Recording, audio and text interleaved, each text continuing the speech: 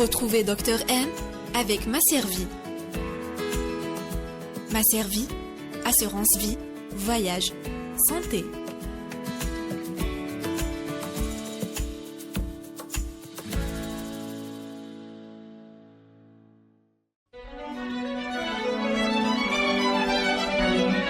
Pour bien s'entendre, il faut bien s'écouter. Rendez-vous sur M, la petite radio du Grand Maghreb.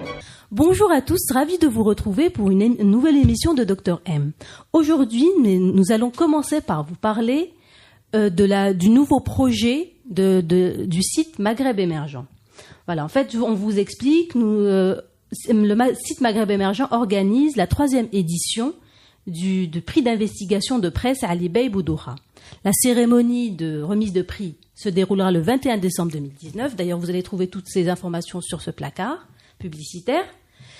Si vous souhaitez contribuer à la collecte de fonds qui servira à l'organisation de la cérémonie et pour récompenser le journaliste d'investigation, nous vous invitons à vous connecter à la plateforme KissKissBankBank pour faire don même symbolique, 5 euros, 10 euros, 15 euros, symbolique pour organiser la cérémonie et aussi pour récompenser le journaliste en question.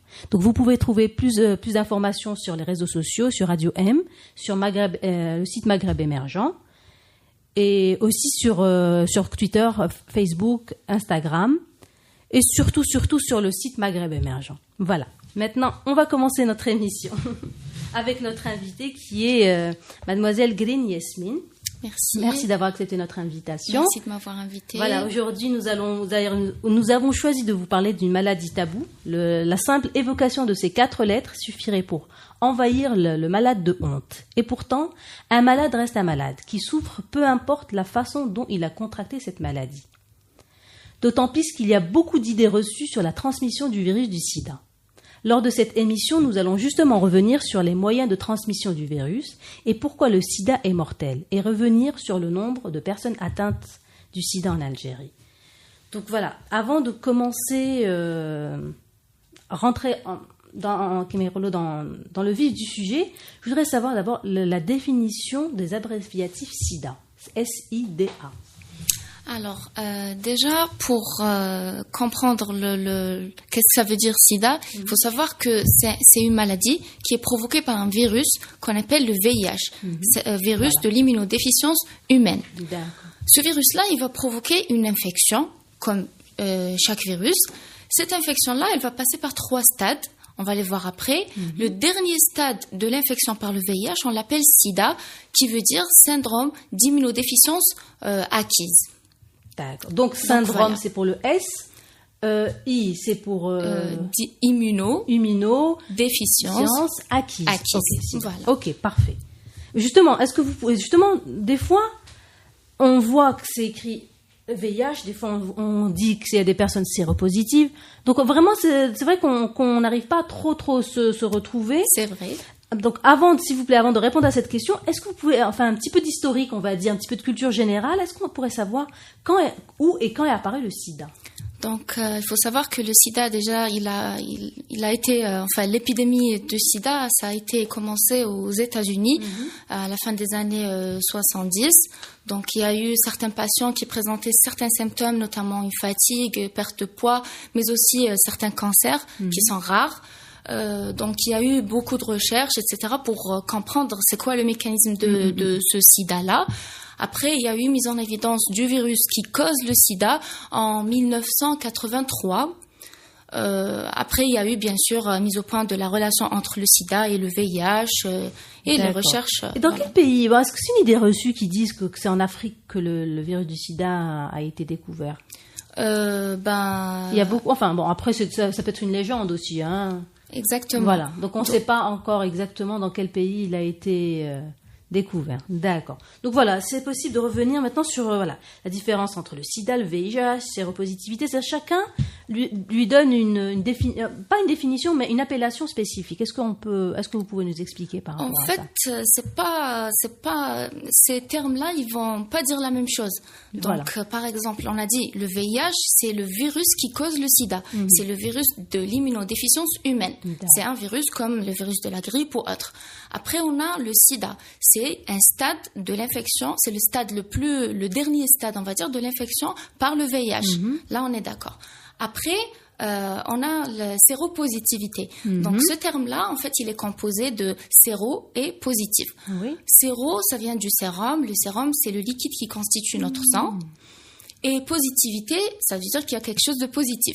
En fait, séropositif, ça veut dire qu'il y a des anticorps anti un agent infectieux dans notre sang.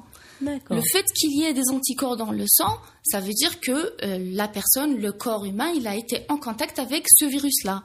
D'accord. Donc, séropositif, ça veut dire que voilà, il y a un agent infectieux dans le corps. Après, généralement, on utilise ce terme pour désigner ou bien pour parler des personnes qui sont séropositives au VIH, c'est-à-dire celles qui portent le VIH. D'accord. Donc, ok. c'est pas la même chose. Oui, c'est-à-dire les personnes qui ont... Parce que c'est vrai que... Pardon, je vais revenir sur le terme, Bien sûr. parce qu'il m'intrigue un petit peu, Bien sûr. surtout quand vous dites positif. C'est positif au fait que la personne a contracté déjà le VIH, c'est ça, hein? Exactement. Donc j'ai bien compris. Voilà, D'accord. séropositif, c'est-à-dire qu'il a les anticorps anti-VIH. Séropositif au VIH, hein, c'est la même chose en tout cas. C'est-à-dire qu'il a les anticorps anti-VIH. Et une personne ne peut avoir les anticorps anti-VIH que si elle l'a déjà dans son corps.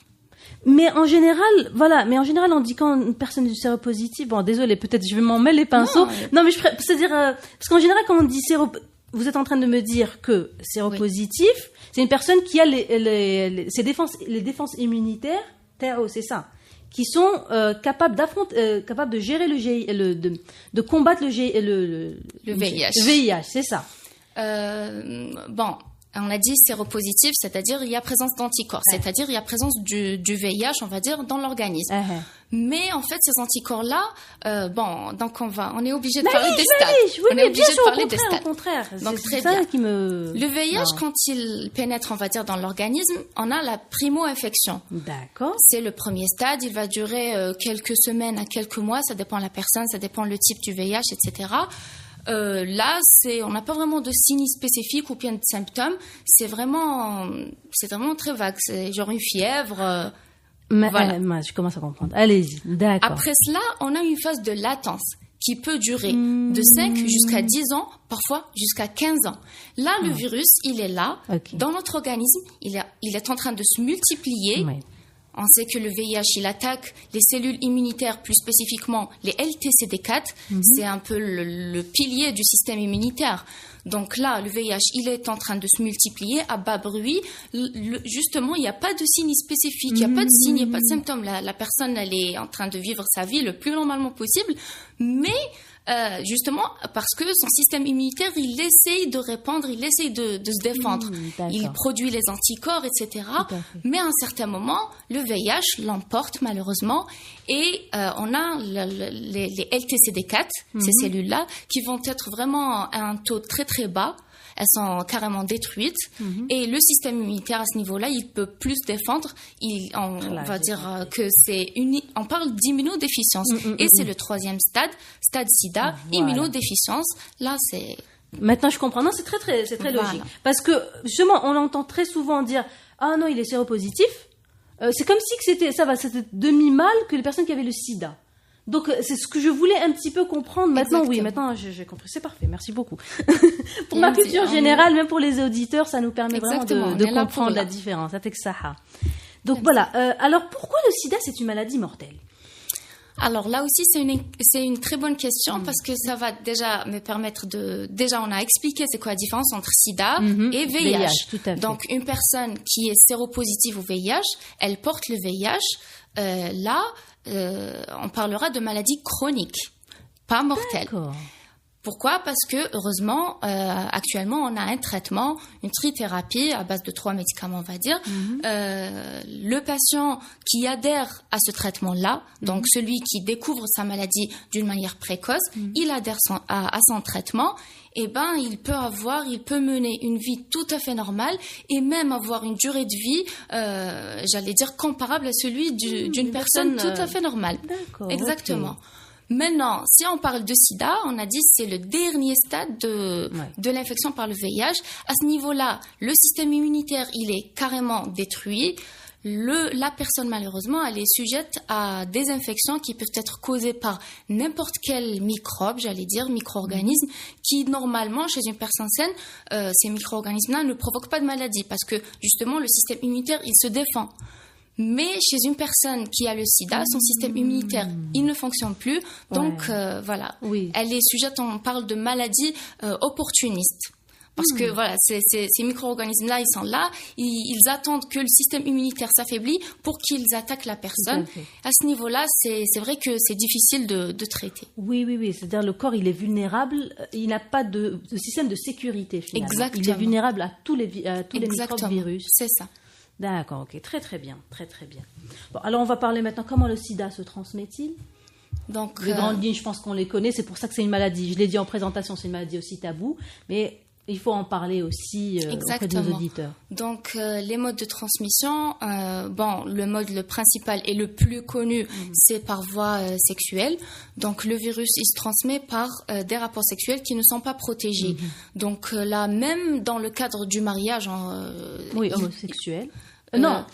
Mais dans le cadre du mariage dans le couple normal, voilà, il se peut qu'il y ait transmission du sida si le conjoint, on ne connaît pas son statut, sa sérologie, on va dire. D'accord, ok. Voilà. Très bien. Donc, on parle plutôt de rapports sexuels qui ne sont pas protégés par les préservatifs. C'est plus juste. Après, il y a bien sûr d'autres modes de transmission, à savoir la transmission par voie sanguine. Donc là où il y a du sang, il y a un risque. Tout à fait. Donc, par exemple, chez le dentiste. Le dentiste qui ne stérilise pas son matériel correctement, là, il y a un risque. Chez le coiffeur aussi. Bien sûr. Mon Dieu. Ça fait froid dans le visage. C'est vrai. Oui. S'il y a eu une plaie ou une blessure... Un coiffeur homme, plutôt. Homme ou femme, c'est la même chose. En général, peut-être les femmes, elles vont moins utiliser le rasoir. Oui, c'est peut-être, c'est ce que je me dis. C'est ça, mais ça n'empêche pas. Oui, tout à fait. On va dire c'est le coiffeur en général. Aussi, le fait de partager des accessoires, on va dire, ou bien des articles personnels type brosse à dents, lime, les rasoirs. Oui, parce que déjà, la gencive, elle est très sensible. Il y a beaucoup de personnes qui saignent quand ils brossent les dents. Donc, si on se partage les brosses à dents, s'il y a une personne qui est séropositive, il y a un risque important de transmission du VIH. Oui, c'est vrai. Donc, je parle de ces articles-là, mais ça concerne tout article qui peut être en contact avec du sang. Et moi, ce que j'avais découvert, et c'est pour ça que j'ai dit dans la présentation, il y a des idées reçues, c'est que même les enfants, pendant la circoncision, ils peuvent contracter le VIH. Des fois, je débloque. Alors, il y a les enfants, quand on fait des piercings aussi, des oreilles. Le piercing, si c'est pas stérilisé. Exactement, le tatouage, l'acupuncture, aussi le hijama. La scarification, c'est très très fréquent. C'est très très fréquent et connu dans notre société. Donc, je vous ai dit, là où il y a du sang, il y a un risque. Là aussi, pour les toxicomanes, ils se partagent les seringues, les matériels à injecter, etc. Là aussi, il y a un risque accru. Donc, normalement, on a fait le tour. Oui, je pense. C'est déjà énorme. Bon, on a dit que tout le monde le sait. C'est pour ça que c'est la maladie de la honte. Ça transforme via des relations sexuelles. Alors aussi, il y a chez le coiffeur. Oui. Il y a aussi, comme on a dit, les piercings. Il faut faire attention aux piercings. Chez le dentiste, il faut faire très attention. Bon, les seringues vont être baïna. Oui. Ouais, en fait, c'est ça. L'hygiène, il est très, très important. Avoir une hygiène chez le médecin, faire confiance au praticien, c'est très, très important finalement. Exactement. Et même les personnes, c'est-à-dire il faut choisir la personne chez laquelle on va faire, on va se coiffer, on va faire le hijama. Oui, non, mais le hijama, vous savez, j'ai complètement oublié ce détail-là, mais c'est vrai, le hijama. Parce que dans notre société, c'est de plus en plus. Oui. Maintenant, ça se démocratise de plus en plus. Bon, après, je pense que voilà, il y a du positif dans ça. Bien sûr. C'est mauvais sang. Voilà, ça libère un petit peu le.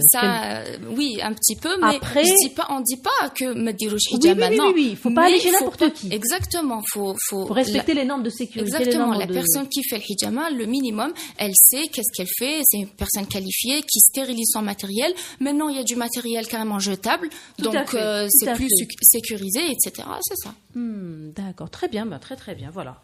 Quelques idées reçues. Voilà. Mais c'est vrai que la brosse à dents, bien sûr qu'elle se prête pas avec Beina, mais c'est Oui. vrai que on n'y pense pas que la brosse à dents. Là où il y a du sang, oui, il il faut se peut qu'il y ait risque. D'accord. Donc, il faut éviter. On n'a pas parlé du troisième mode Oui. de transmission, qui est la transmission materno-fétale. Donc, Oui, c'est de la maman tout à fait. séropositive, celle qui porte le VIH, vers son enfant, Tout vers à son fait. bébé. Cette transmission-là, elle peut se faire pendant la grossesse, pendant l'accouchement ou pendant l'allaitement. Ah oui, c'est vrai, même l'allaitement. Oui. Donc le VIH, il peut se transmettre Oui, par le lait oui. maternel. Il faut savoir que actuellement, il existe un traitement que la maman séropositive, elle peut prendre pour prévenir l'infection ou la transmission du VIH vers son fœtus.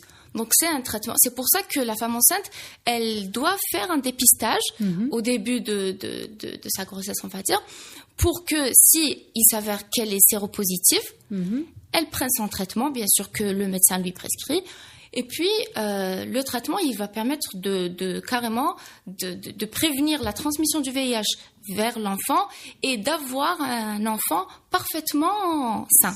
Ça c'est Oui. ça c'est génial. La Voilà. science, Exactement. la science من لحقت. Alhamdoulilah. Parce que oui, quand on sait qu'un enfant, c'est lui la première Exactement. victime. Et aussi même la mère séropositive, on va pas lui dire c'est bon, vous n'allez pas avoir des Oui, enfants. oui, ou tout pas. à fait, Non. tout à fait. Et Tout il à faut fait. juste prendre le traitement, prendre C'est certains un traitement conseils, à vie. etc. Bien sûr, Pour, oui. pour l'enfant, hein.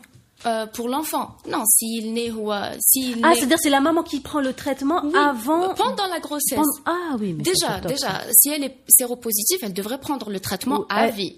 D'accord, oui, déjà. Oui, oui, Ok, oui. mais si déjà elle est enceinte, on va peut-être ajuster la posologie ou autre. Ça, c'est le médecin, ça c'est le travail du médecin. Il va lui donner un traitement. Ce traitement-là, il est censé protéger le bébé. D'accord, très Donc, bien. voilà. Est-ce que les traitements ils sont disponibles, Bien sûr. même en Algérie? Bien sûr, les d'accord, traitements c'est ils sont cool, ça. disponibles. On a différents centres au niveau des hôpitaux, etc. Il y a même, puisqu'on a parlé de ça, il y a même ce qu'on appelle la prophylaxie post-exposition. Si une personne, elle suspecte avoir chopé, on va dire, du VIH, elle peut aller dans les 48 heures, maximum 72 heures, chez un centre spécialisé, c'est-à-dire un hôpital spécialisé, demander un traitement pour prévenir l'infection. Maintenant, même si elle a chopé déjà, elle a le VIH, si elle agit dans les 48 heures, 72 heures maximum, Grand max. 48 heures c'est Idéal. dans les 48 heures, elle prend ce traitement-là prophylactique, elle peut carrément éliminer le VIH. Comme si D'accord. il y a ok. rien. Ok, Voilà. ok. Donc voilà, apparemment, donc si j'ai bien compris, il y a des centres de dépistage du SIDA. Est-ce que vous pouvez nous donner plus de détails sur ça? D'accord, donc il y a ce qu'on appelle les centres de dépistage. Ils sont au niveau des hôpitaux et des EPSP sur tout le territoire national.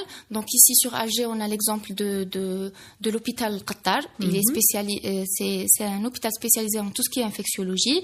Mais il y en a sur toutes les wilayas. Donc on a le CHU Tizi Ouzou, CHU d'Oran. J'ai ici quelques exemples au niveau de la wilaya d'Adrar.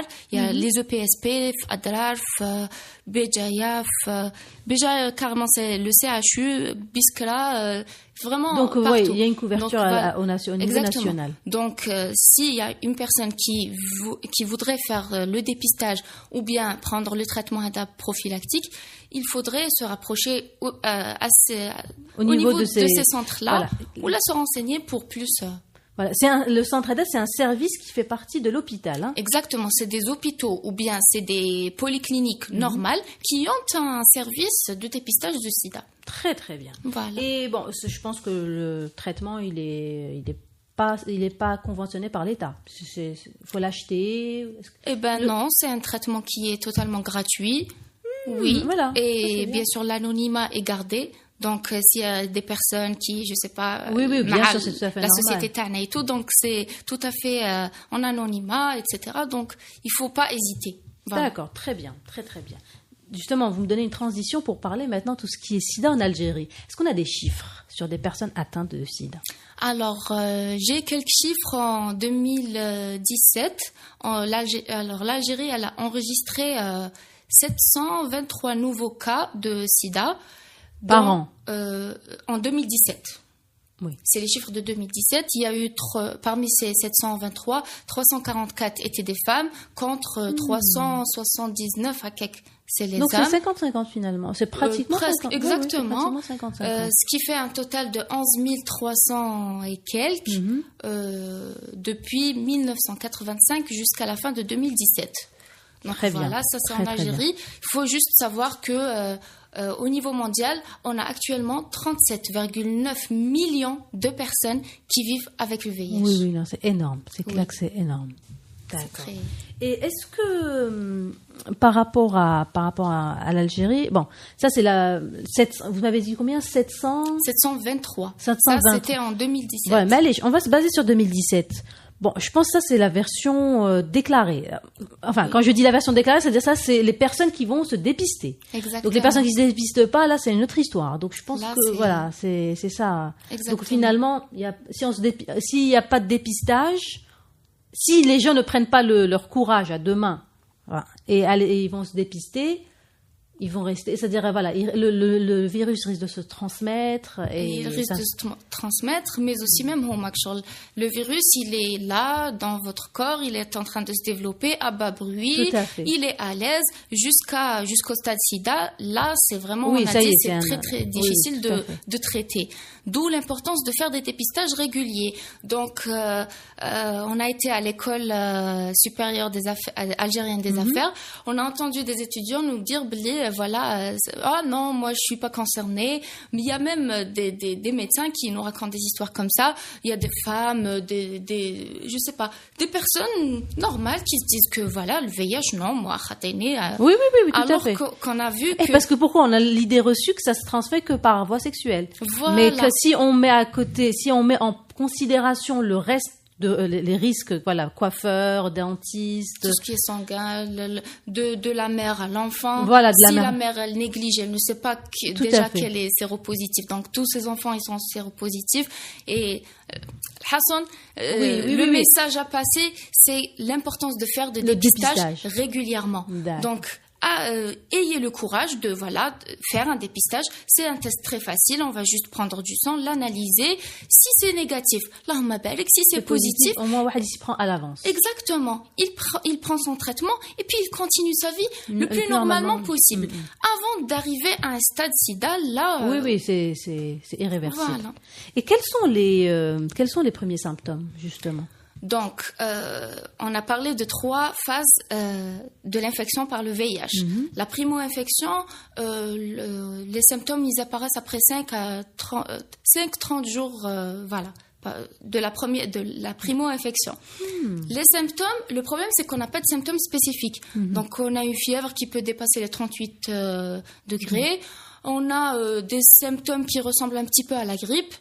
Il se peut qu'il y ait rougeur de la peau, mais ça nous oriente pas vers le sida. Donc la personne, carrément, l'infection, elle peut passer inaperçue. Carrément, c'est ça le problème.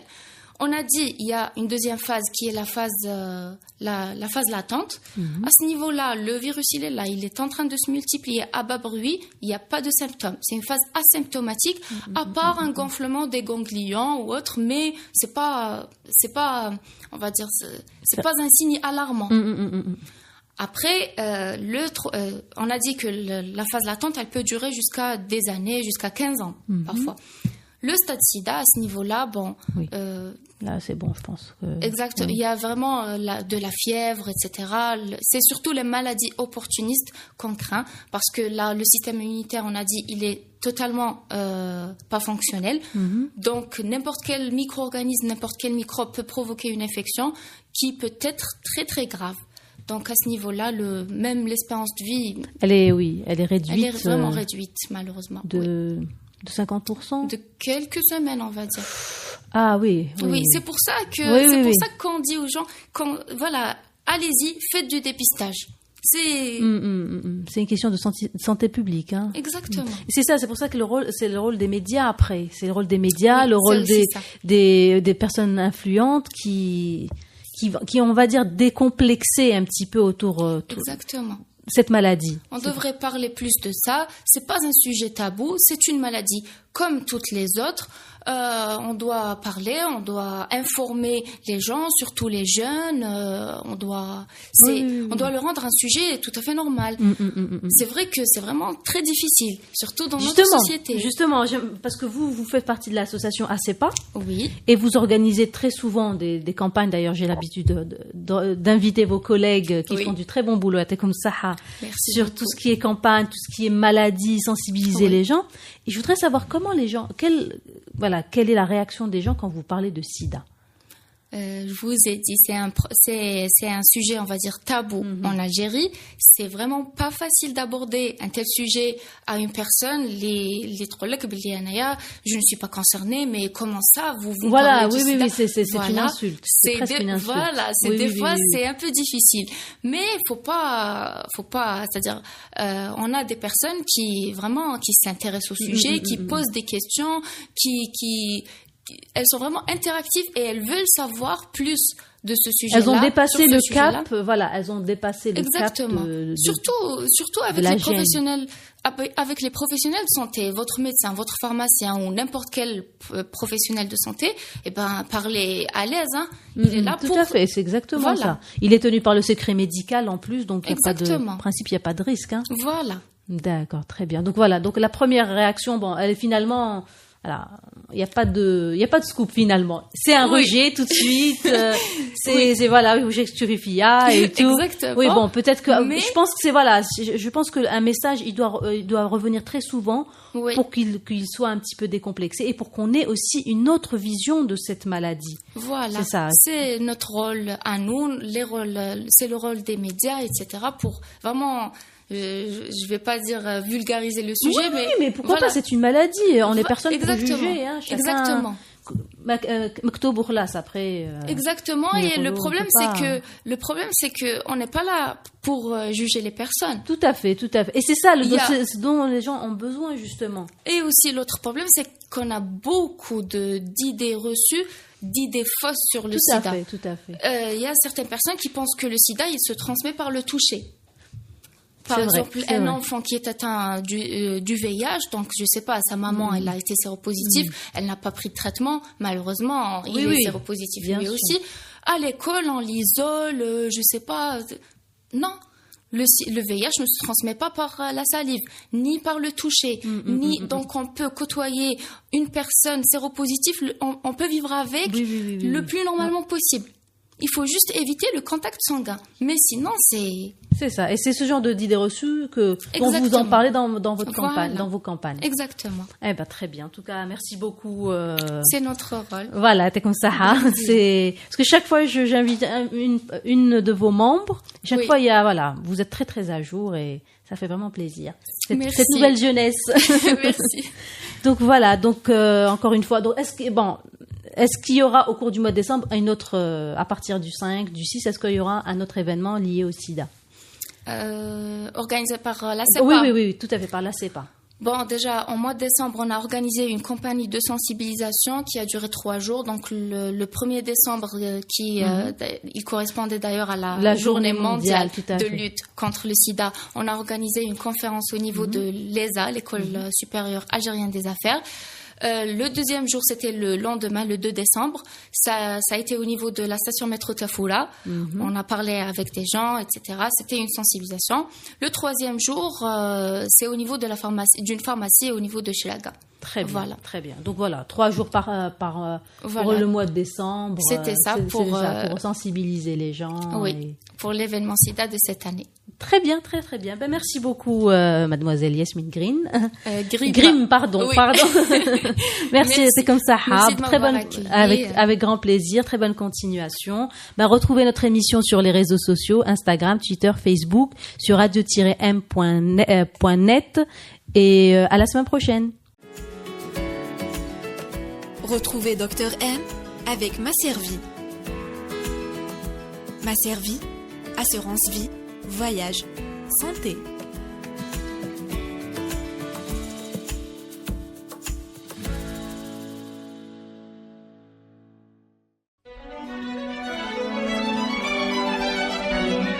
Pour bien s'entendre, il faut bien s'écouter. Rendez-vous sur M, la petite radio du Grand Maghreb.